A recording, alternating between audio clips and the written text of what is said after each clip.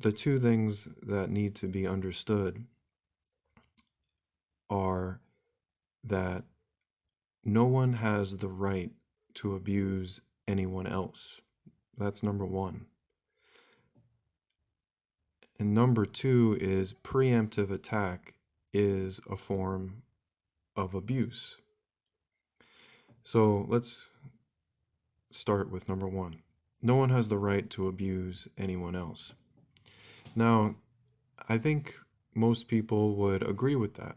If a poll was taken, if millions of people on the planet were interviewed or given this questionnaire, this one questionnaire, and it simply asked, do people have the right to abuse other people? Without a doubt, the majority of responses would be no. Probably something like 99% of the responses would say no, no one has the right to abuse anyone else, right? So this is actually not a radical notion. This isn't, extreme or, in any way irrational. It's actually common sense ethics that most people have innate in their conscience. The problem is that people don't actually follow that ethic. They don't follow the ethic that they believe in. So most people would say, yes, you're right. No one has the right to abuse other people. But then if the second question is, well, is extortion a form of abuse? Is coercing someone to pay you money without giving them an option to decline in exchange for services that you never actually requested, that being extortion, is that a form of abuse? And again, most people would say yes, right? Because if you imagine, for example, your neighbor coming to your door and saying, I noticed the paint on your house is kind of run down, it's starting to chip. So what I'm going to do is paint your house for you. It's going to cost $5,000, and you need to pay me by the end of the month. And if you don't pay me, I'm going to commit aggression against you. I'm first going to increase the amount that you owe me. So I'm going to charge you a fine for not paying me when I initially demanded that you pay me. And then if you continue to not pay my fines and the original cost, at some point I will forcibly enter your house and tie you up, take you away, and put you in a cage to punish you for not going along with my demands. So most people, again, I think it's safe to say like 99.9% of the world population would agree that if one neighbor were to do this to another neighbor, that would be unethical. That would not be legitimate. They would say, no, you can't do that. You can't just go to your next door neighbor and say you're going to give them some service that they never asked for and they don't have the option to decline. That's not valid. That's not an actual contract. A contract is when two people agree, right? You have some terms and each person signs their name in agreement. That's a voluntary contractual agreement. That's legitimate, but it's not legitimate in that scenario as you just described, right? So again, this is the common ethical view. Most people agree that that is not acceptable. Extortion is not acceptable, right? Whether it's your neighbor that does it or it's the mafia that does it, it's not ethically legitimate. It's not okay. But once the person doing the extortion is given a particular title, then people think it's legitimate. Once the particular individual that is doing the extortion is called an official, then people think there is an exception because this is a social contract, and the people that are doing that are actually just your representatives that you duly elected, right?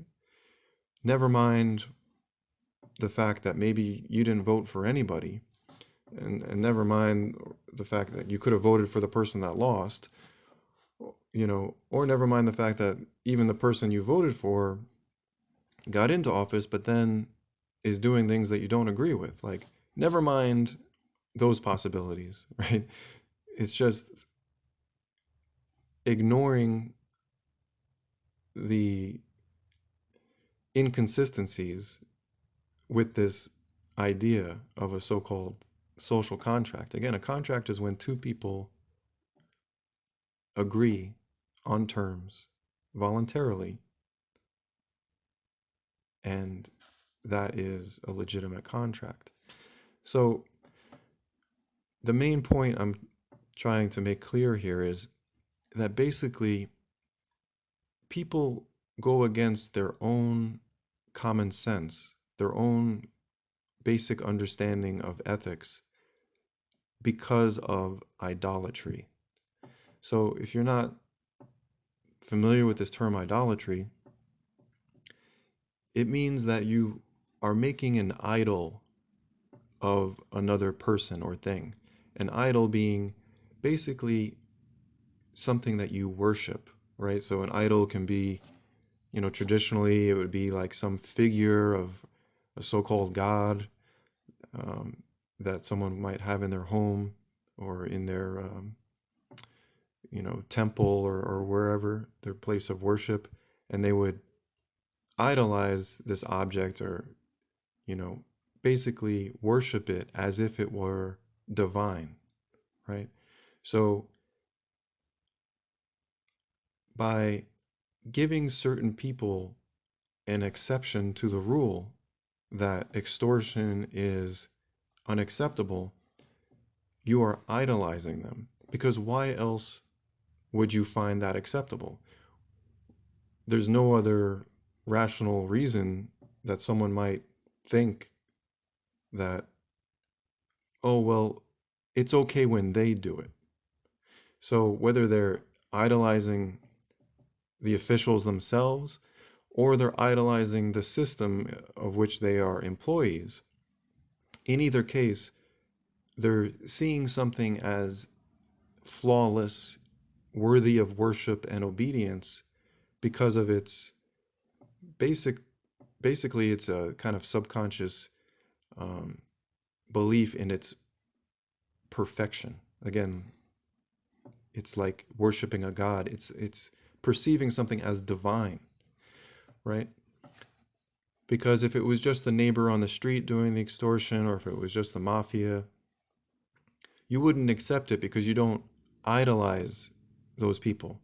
You might not have any negative thoughts about your neighbor off the bat, but you're not worshiping them as a god. You don't think, oh, well, if whatever my neighbor ever tells me to do, I'm just going to do. They're my master and I'm their slave, right? That isn't the common mentality.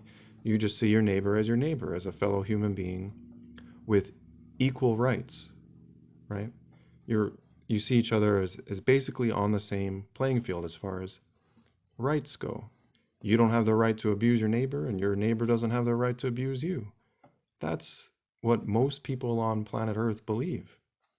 So why is it that a different person has that right? Why do they have special rights? And so this is the key thing that needs to be understood, is that nobody has special rights. Namely, no one has the right to abuse other people. And going back to that questionnaire, does anyone have the right to abuse someone else? Most people would say, no one has that right. Well, it's just sticking to that. It's just really sticking to those words. No one. There's no asterisks, there's no exceptions. No one, no man or woman, no system, right? Whether it's political or someone develops some artificial intelligence system and they say, oh, this artificial intelligence is perfect and we all need to obey the artificial intelligence. No, again, that's creating an idol, and it's giving special rights to an individual, a system, or now we could say AI, that we don't give to regular people. And I hesitate to use the term regular as if, you're a subclass of human. But my point being, the rule goes for everyone and everything. No one has the right to abuse. No exceptions. Zero. Zero, zero, zero. And if you could just stick with that, the world would be so much better. Abuse is evil, always, under all circumstances. And that's why no one has the right to abuse. It never makes the world a better place. If there's a natural disaster, abusing people isn't going to improve the situation of the natural disaster. If there's an economic crisis, abusing people isn't going to improve the situation caused by the economic crisis. If there's a health crisis, abusing people doesn't help the situation. So this leads to the second point, and it's related to the first idea. The first idea, again, being no one has the right to abuse anyone else. So the second point is that preemptive attack is actually just a form of abuse. So preemptive attack is the action wherein someone attacks or violates or abuses someone else because they say it will be for the greater good. Or in other words, they're saying we or I need to attack this people or these group of people first to prevent them from attacking me or someone else. So you're attacking someone who actually hasn't attacked anyone yet. Now, this should be recognized as extremely problematic, to say the least, right? Again, the way to get clarity on this is just to imagine the scenario on a very small scale. If your neighbor were to come up to you and say, I've been getting the feeling that you're up to no good. I'm starting to think that you're about to steal my car. I just see you looking at my car every day, and I'm pretty sure you're going to steal it one of these days. So I just busted out your headlight and windshield as a preventative measure, as a preemptive attack to keep you in check so that you don't think about stealing my car, right? Who would accept that? Again, 99.9%, no one would accept that, right? It would be considered criminal. You can't damage someone's property or steal someone's property just because you think they are going to do the same to you in the future. You can't abuse someone based on your imagination, right? This is just basic common sense, right? Again, I think most people would agree.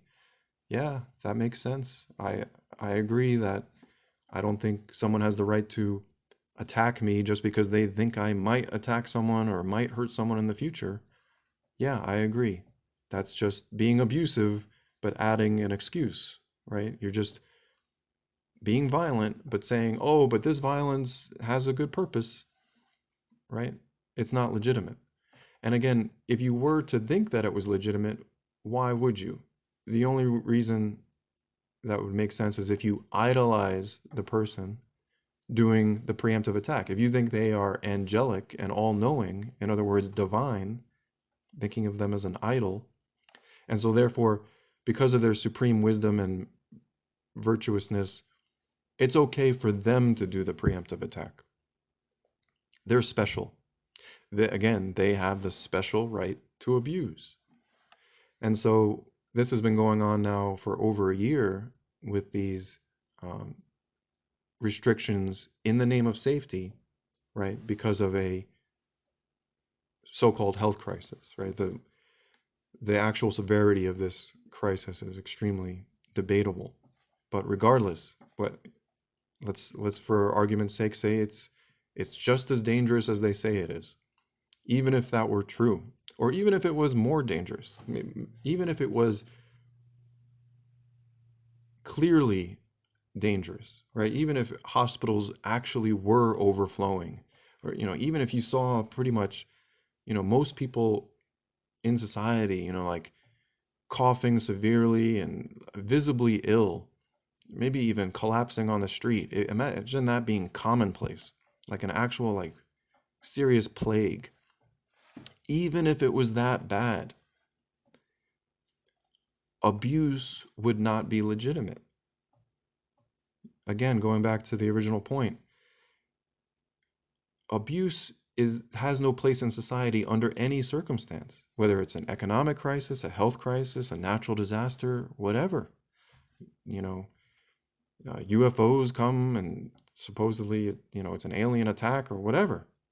That doesn't mean, oh, okay, now we have the right to start a police state and, commit abuse against the entire population because, oh, there's this crisis, there's this emergency. This whole idea of emergency powers being legitimate is ridiculous. It's again based on this premise that preemptive attack is legitimate. I just heard news again talking about curfews, but this time targeting men in particular. Just ultimate absurdity. Like, oh well, men are more threatening, and so they should be not allowed out past 6 p.m. It's like, are you kidding me? Are you? It's just the most absurd form of morality. It's such a backwards morality, and it's based on these two ideas. One, that certain people have the right to abuse, right? Like who's going to enforce the curfew? Oh, those special people, the officials, right? Who have special rights. And why and what are they doing? Oh, they're doing a preemptive attack. They're controlling you, controlling your body, limiting your actions, which might be classified as battery, or there's different categories of abuse and violence. You have like battery, manslaughter. But again, you don't even need to know these legal terms because you can recognize that it's not something you could do to your neighbor. I don't have the right to go to my neighbor and be like, again, oh, you seem like kind of a threatening guy, and you're kind of, my wife is getting a little unsettled by that, and she doesn't really feel safe, you know, walking around the neighborhood at night when you're out. So I'm going to institute a curfew on you, wherein you have to stay indoors. And I'm doing this and they never word it this way, but again, this is what it is fundamentally.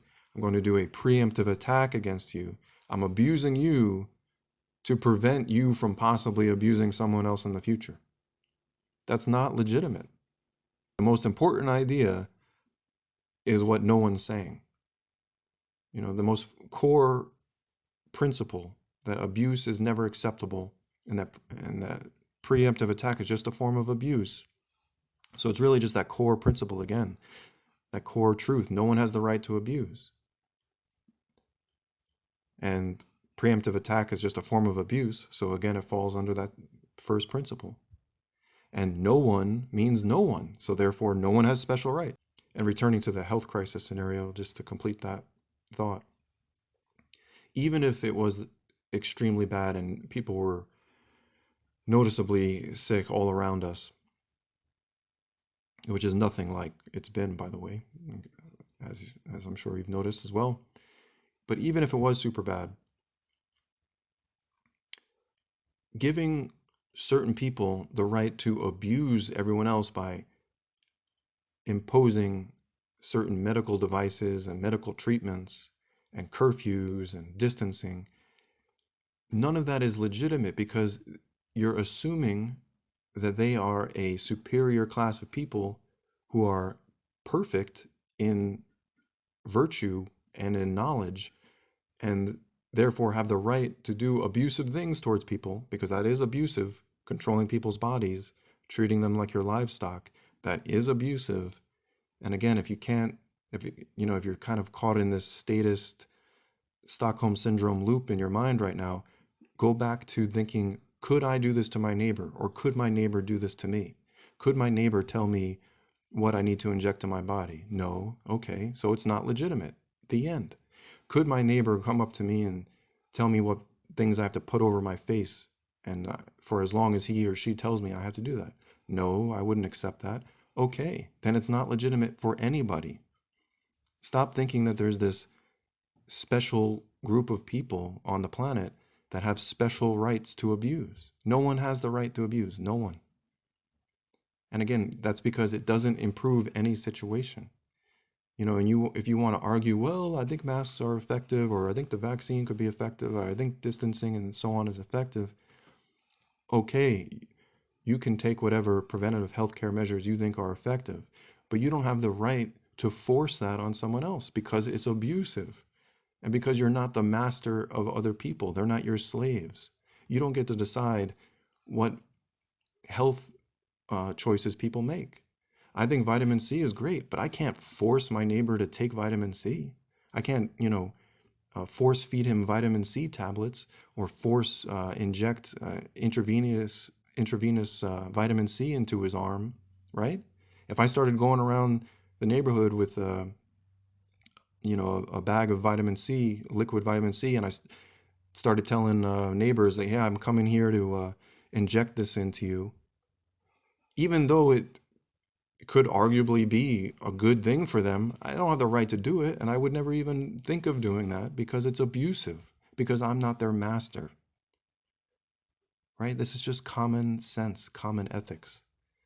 So please, if you can, write these two things down. No one has the right to abuse anyone else. That's number one. Number two, preemptive attack is a form of abuse. And I'll add a bonus number three here. Coercing people to take preventative healthcare measures, like using certain medical devices or taking certain medical treatments, is a form of abuse as well. And again, just think of, could I do this to my neighbor, or could my neighbor do it to me? And then you can clearly snap out of your delusion for a moment and realize, well, yeah, that is abusive. So I'll end it there. I hope that this principle, you could call the non-abuse principle, and remembering that preemptive attack is just a form of abuse with an excuse added on, just for safety, it doesn't make it not a form of abuse anymore. It's like, I can't punch somebody just because I threw in an excuse. Oh, well, I think that they might do something harmful. No one would accept that. Again, just think of it on the small scale, person to person. And that'll help you wake up from this idolatry, which is ruining society and has ruined society for centuries. All right, thank you for listening.